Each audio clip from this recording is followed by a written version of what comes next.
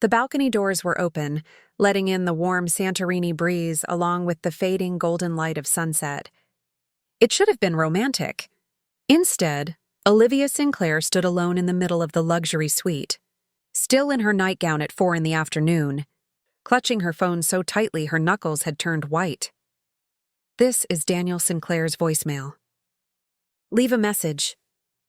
For the 17th time that day, she heard his recorded voice, distant and formal. Nothing like the warm whispers he'd breathed against her skin just 2 nights ago. The beep sounded, and once again her voice broke as she spoke. Daniel, please. Where are you? It's been 2 days. I don't understand. Just call me back. Please call me back. She ended the call and sank onto the edge of the massive bed they'd shared. His side remained pristine, untouched since the morning he'd kissed her forehead and said he was going for a sunrise swim.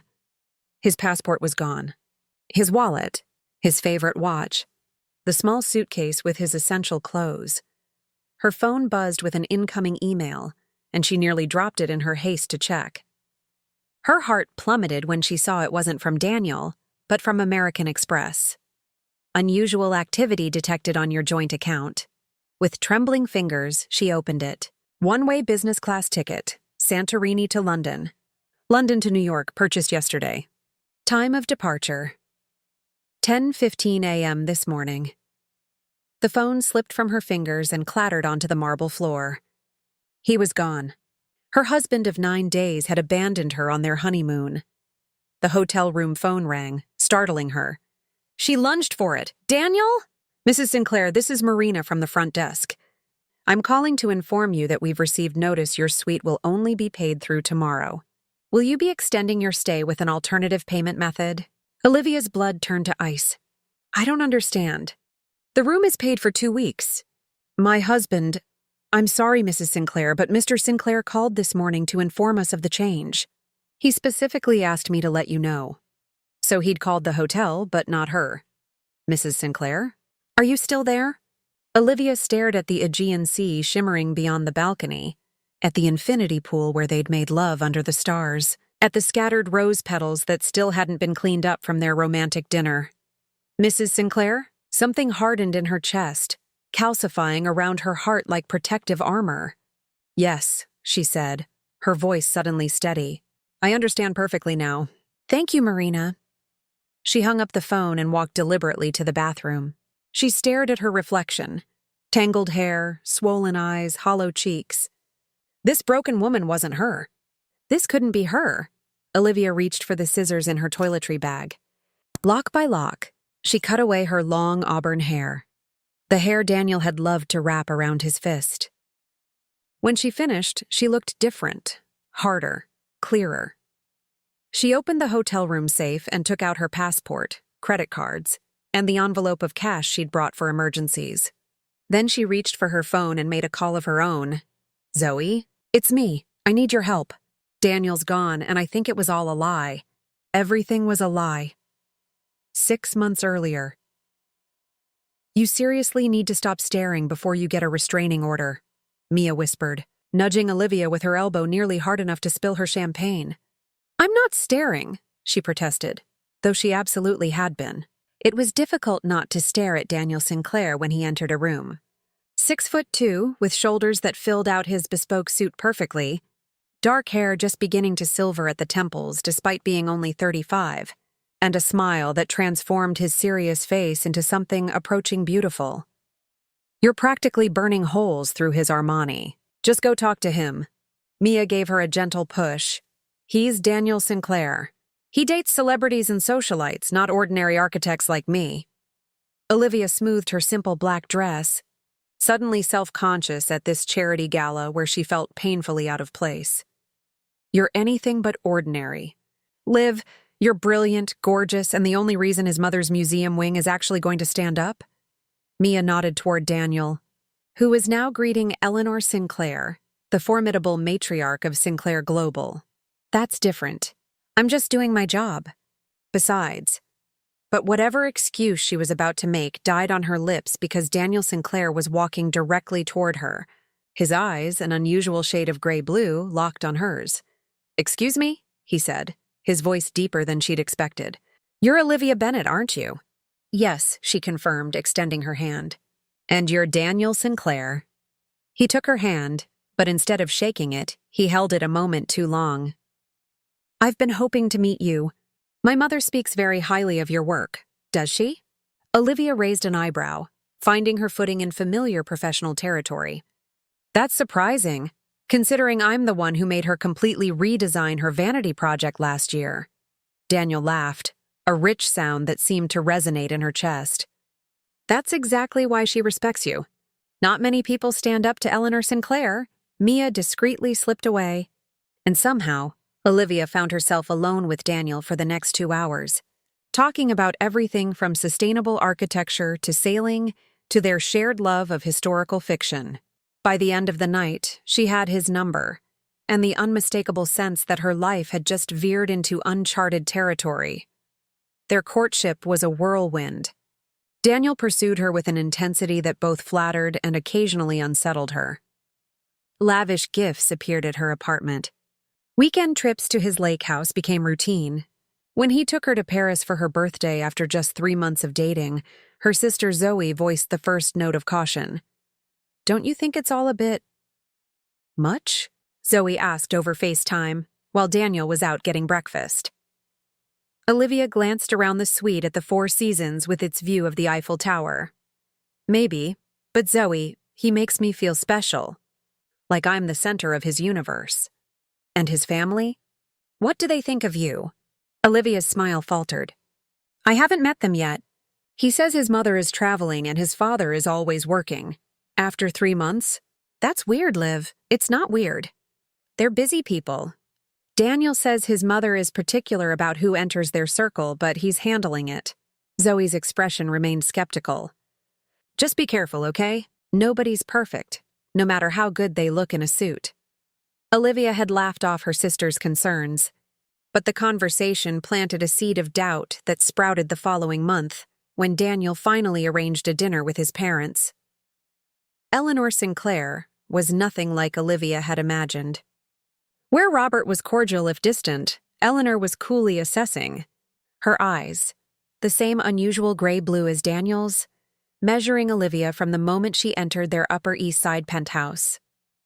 "Olivia," Eleanor said, air-kissing near her cheek. "Daniel tells us you're quite the architectural prodigy." "I wouldn't say prodigy," Olivia replied with a polite smile. "Just dedicated." Tell me, where did you attend school?" "State University on scholarship," Olivia answered honestly. "And then I earned my master's at Columbia." Something flickered in Eleanor's eyes. "How industrious. The Sinclairs have always valued hard work, haven't we, Robert?" Robert nodded distractedly, already pouring drinks. "Absolutely. Olivia's brilliant with design. Saved us millions on that museum project." The evening proceeded with similar undercurrents, Eleanor probing Olivia's background, making subtle references to other women Daniel had dated, women from their circle. By dessert, Olivia understood that in Eleanor Sinclair's eyes, she would never be good enough for her son. In the car afterward, Daniel apologized. "My mother can be difficult. Old money, old ideas. Don't let her get to you." "Does it get to you?" Olivia asked quietly. "That she doesn't approve of me?" Daniel took her hand and kissed her palm.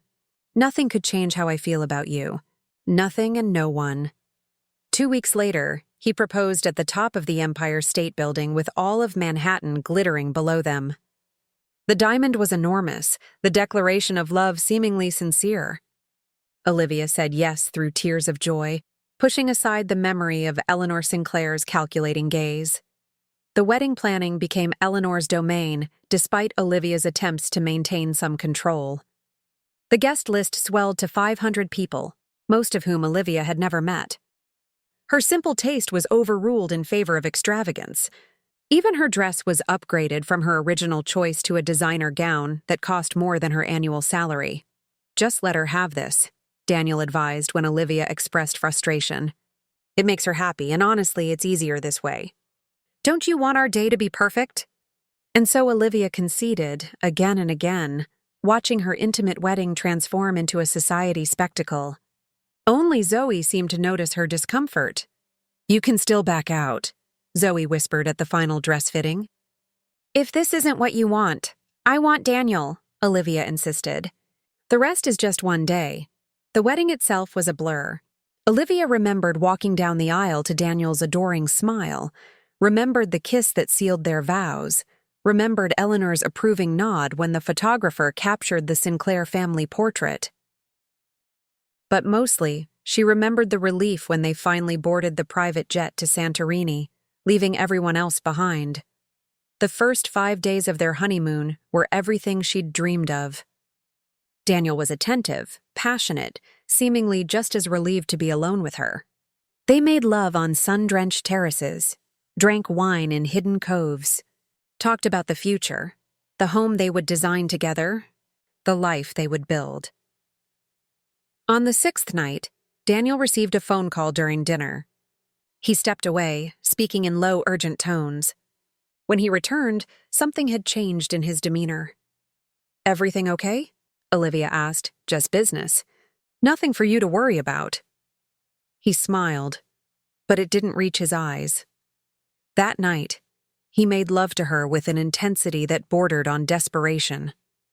Afterward, he held her too tightly, as though afraid she might disappear.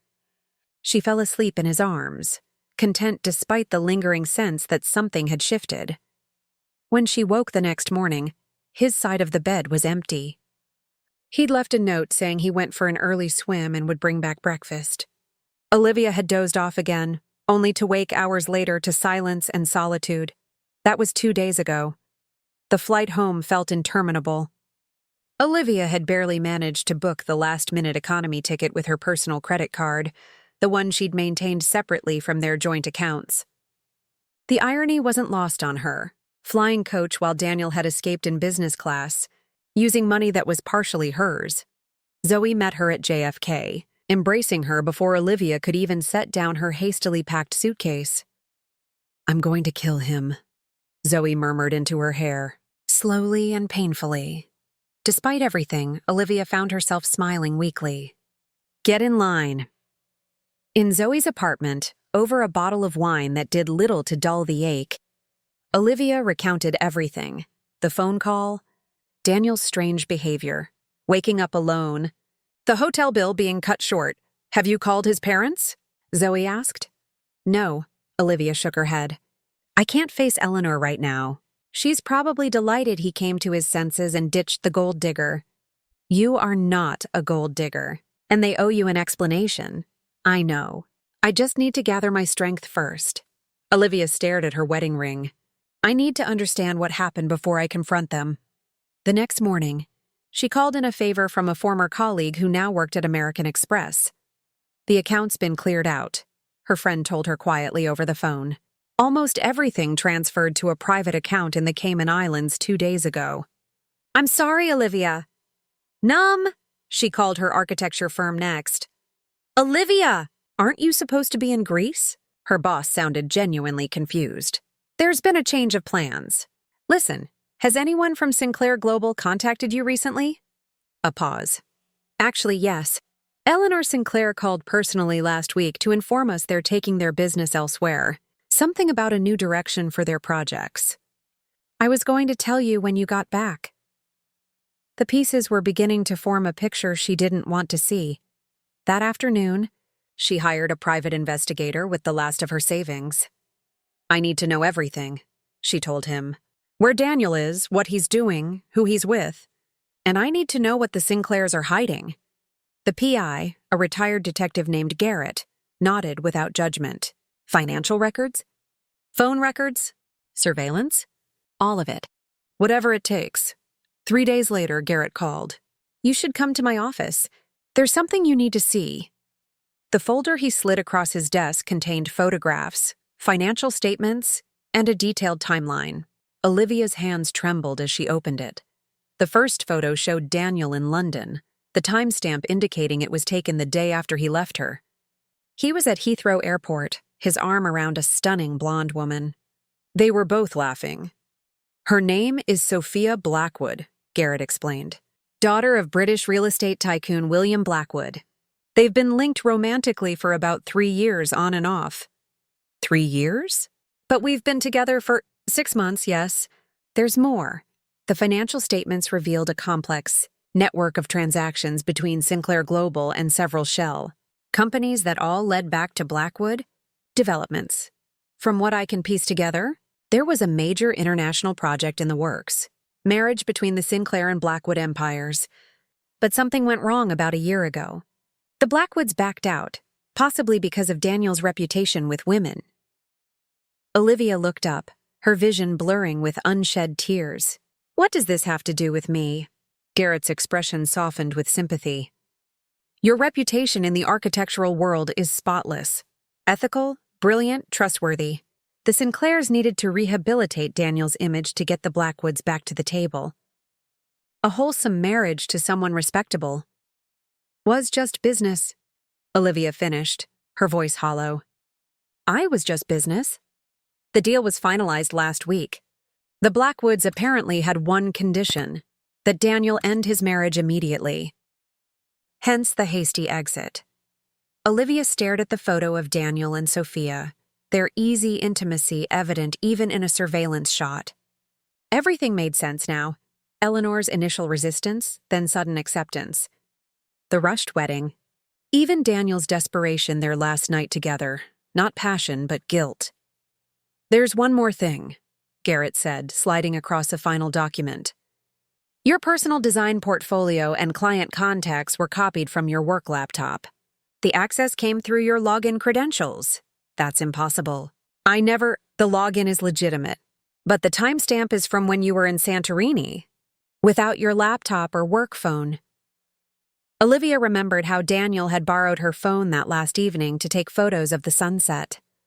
How he'd offered to check her work emails on his laptop when the hotel Wi-Fi was spotty. He stole my credentials, she whispered. He's trying to take my clients. Garrett nodded grimly. The Sinclairs aren't just wealthy, Mrs. Sinclair. They're powerful. And they don't like loose ends. Something inside Olivia hardened further, the protective shell around her heart growing thicker. Neither do I, Mr. Garrett. Neither do I. For 2 weeks, Olivia disappeared from public view. She stayed with Zoe, declined calls from concerned friends, and methodically built her case. Garrett continued to feed her information, bank records, emails recovered from servers, recordings of phone calls that Robert Sinclair should have known better than to make on unsecured lines. The picture that emerged was worse than she'd initially thought. The Sinclairs hadn't just used her. They'd deliberately targeted her based on her professional reputation and her access to high-profile architectural clients. Clients that, if lured away, could devastate not just her career but her entire firm. What the Sinclairs hadn't counted on was Olivia's meticulous documentation. Every design, every client meeting, every contractual negotiation, she'd archived it all, protected by digital signatures and timestamps that would hold up in court. More importantly, she'd kept detailed records of Eleanor's museum project, including the safety compromises Eleanor had demanded and Olivia had refused. On a Sunday morning, when she knew the Sinclairs would be having their traditional family brunch at their penthouse, Olivia dressed with precision. Crisp white blouse, tailored black pants, the pearl earrings that had been her grandmother's. Her newly short hair she left unstyled, its jagged edges a reminder of her transformation. Are you sure about this? Zoe asked as she drove Olivia to the Sinclair building. We could just go to the authorities. The Sinclairs own half the authorities in this city, Olivia replied. No, this needs to be personal. I need to see their faces. The doorman recognized her immediately. Mrs. Sinclair? We weren't expecting you. Mr. Sinclair didn't mention you'd returned. It's a surprise, Olivia said with a smile that didn't reach her eyes. Don't call up, please. The private elevator required a key card, which she still had. As it ascended to the penthouse, Olivia took deep breaths, centering herself.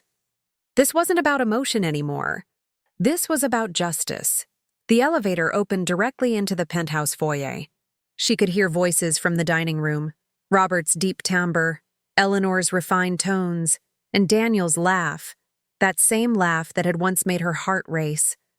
Now it made her stomach turn. She followed the sound, her heels clicking on the marble floor, announcing her approach. The conversation in the dining room stopped abruptly. "Olivia?" Daniel stood, his face draining of color. He looked exactly the same, handsome, polished, the perfect heir to the Sinclair fortune. Only now she could see the hollowness behind his eyes. Eleanor's fork clattered against fine china. "What is the meaning of this? How dare you barge in here?" Robert remained seated, his expression carefully neutral, but his hand tightened around his whiskey glass. "Hello, family," Olivia said, her voice steady. "I hope I'm not interrupting anything important. Though I suppose if I am, you could just abandon it." "That seems to be the Sinclair way." Daniel took a step toward her. "Olivia, I can explain— Can you explain the Cayman account, Daniel? Or the theft of my client list? Or perhaps you'd like to explain Sophia Blackwood?" "No, wait. I'd rather hear about how you and your parents planned this entire charade from the beginning." Robert stood now. "Olivia, you're upset. Understandably so. But making wild accusations? They're not accusations when I have proof." She withdrew a tablet from her bag and placed it on the table. "Everything is here. The fake marriage, the financial fraud, the structural compromises on Eleanor's museum wing that violate city code. Did you really think I wouldn't figure it out?" Eleanor's face had gone rigid, but her voice remained controlled. "Whatever you think you know, there are considerations you don't understand. Family legacy, business necessities. Spare me the justifications, Eleanor. I understand perfectly. I was convenient. A respectable facade with useful professional connections. But you made a critical mistake." Olivia stepped closer to the table, resting her palms on its polished surface. "You chose someone who knows how to build things that last, and how to dismantle things that shouldn't stand." Daniel's face had shifted from shock to calculation. "What do you want, money? We can arrange a generous settlement." The laugh that escaped Olivia's throat surprised even her. "You still don't get it, do you? This was never about money for me. It was about love. Something none of you would understand." She turned to face Eleanor directly. "I've already sent copies of everything to the city's building department, the Architectural Licensing Board, and the New York Times. But don't worry, the files are encrypted.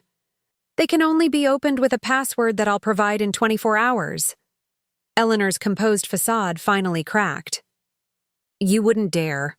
You'd destroy yourself too. Your career, your reputation, my career?" Olivia raised an eyebrow. "I've already accepted a position with an international firm in London. They were quite interested in my approach to ethical design constraints. As for my reputation, I'm not the one who approved structural compromises that could endanger hundreds of people." Robert Sinclair's voice cut through the tension. "What do you want, Olivia?" She met his gaze steadily. "I want restitution. Every penny taken from my accounts, plus interest. I want a public admission of what you did. All of it. And I want the Blackwood deal canceled." "That's preposterous," Eleanor hissed. "The merger is already— Mother." Daniel silenced her with a sharp look.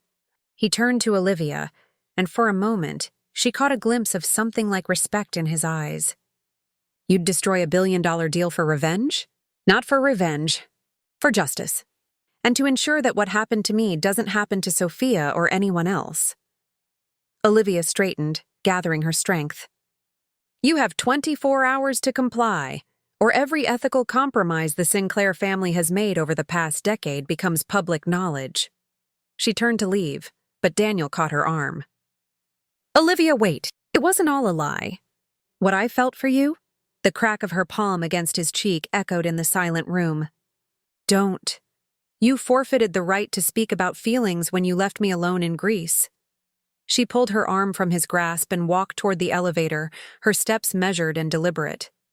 Behind her, she could hear Eleanor's frantic whispers and Robert's low, urgent responses. As the elevator doors began to close, she caught a final glimpse of Daniel standing in the foyer, watching her go. For the briefest moment, regret flashed across his face. Then the doors shut, and Olivia let out the breath she'd been holding. It was done. 1 year later, the cafe on Amsterdam Avenue was bustling with Sunday brunch patrons, but Olivia had managed to secure a quiet corner table. She sipped her cappuccino and watched people passing on the sidewalk outside, couples holding hands, families with strollers, New Yorkers going about their ordinary lives. An ordinary life. Something she'd finally reclaimed. Sorry I'm late. Zoe slid into the chair across from her, unwinding her scarf. The subway was a nightmare. You look great, by the way. I love what you're doing with your hair. Olivia touched the ends of her hair, now grown into a stylish bob. Thanks. It's actually easier to manage shorter. Zoe studied her sister's face. You seem good. Really good. I am. And it wasn't a lie. The past year had been challenging but transformative. The London firm keeps me busy.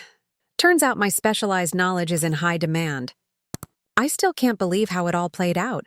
Zoe shook her head in wonder. The Sinclairs just capitulated. They had, indeed.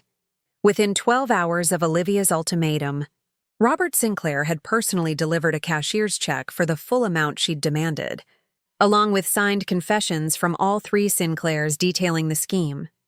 The Blackwood merger had been quietly canceled, with press releases citing irreconcilable business differences. The divorce was finalized in record time, with Daniel signing everything without contest. Eleanor Sinclair had reportedly taken an extended health retreat in Switzerland, vanishing from New York society pages for months. They had no choice, Olivia said simply. Self-preservation is the Sinclair family specialty. What she didn't tell Zoe was about the letter that had arrived 3 months ago, postmarked from London. Daniel's handwriting on the envelope, containing just 5 lines. I'm sorry for what we did to you. It was unforgivable. You deserved better than to be a pawn in my family's game. For what it's worth, not everything was a lie. Be happy, Olivia. You've earned it. She'd burned the letter the same night. Earth to Olivia. Zoe waved a hand in front of her face. You disappeared for a second there. Just thinking about work, Olivia lied smoothly. Speaking of which, how's the new job going? As Zoe launched into stories about her graphic design position, Olivia's phone buzzed with a news alert. She glanced down discreetly and froze. Breaking. Sinclair Global CEO Robert Sinclair steps down amid investigations. Liv? What's wrong? You look like you've seen a ghost. Olivia handed Zoe the phone. Her sister's eyes widened as she read. Oh, wow. Ethics violations, apparently. Zoe looked up at Olivia. Are you okay? I'm fine, Olivia said, and was surprised to find it was true. It's just strange. Her phone buzzed again with an incoming call from an unlisted number. She hesitated, then excused herself to answer it outside the cafe. Hello? Olivia. Eleanor Sinclair's voice was instantly recognizable, though it lacked its usual imperious tone. I imagine you've heard the news? Yes. Olivia leaned against the cafe window, watching her sister inside, scrolling through her phone. Why are you calling me, Eleanor? The museum wing has been completely redesigned. According to your original specifications. A pause. It's being renamed, Olivia tensed. I don't want my name on anything, Sinclair. No, it's being named after my mother. The only honest person in our family. Another pause. You could have destroyed us completely. You chose restraint instead. It wasn't restraint, Olivia corrected her. It was justice. There's a difference. Perhaps? Eleanor's voice softened almost imperceptibly. Daniel has moved to Tokyo, alone. The Blackwood girl left him 3 months after they were engaged. It seems some patterns can't be broken after all. Olivia closed her eyes briefly. That's not my concern anymore. No, I suppose it isn't. A long silence. Goodbye, Olivia. I doubt we'll speak again. The line went dead. Olivia slipped her phone back into her pocket and took a moment to compose herself before rejoining Zoe. Everything okay? Zoe asked as Olivia sat down. Yes, she said, and meant it. Everything is exactly as it should be. Later that afternoon, Olivia walked alone through Central Park, the autumn leaves crunching beneath her boots. She found herself near the lake where Daniel had first told her he loved her. The memory no longer stung as it once had. Her phone buzzed with a text from an unknown number. I'm in New York for the week. Coffee. She knew without asking that it was Daniel. Her thumb hovered over the screen for a long moment before she typed her reply. No. But I wish you well, Daniel. I really do. She pressed send, then blocked the number. The past was the past. She'd learned its lessons, carried its scars, but refused to be defined by its pain. Whatever game the Sinclairs were still playing, she wanted no part of it. Olivia breathed in the crisp autumn air, feeling lighter than she had in months. Ahead of her stretched the winding park paths, leading to futures yet unknown. Behind her lay the wreckage of betrayal, transformed now into the foundation of her strength. She chose to walk forward. And that wraps up today's story. Now we want to hear from you. Where are you watching from? Drop your city or country in the comments, and let's see how far these stories reach. If this story moved you or gave you chills, give it a like, share, and subscribe for more powerful stories. One last thing, rate the story from 1 to 10 in the comments. Your feedback helps us bring you even better ones next time. Thanks for watching. We appreciate you being part of this storytelling journey.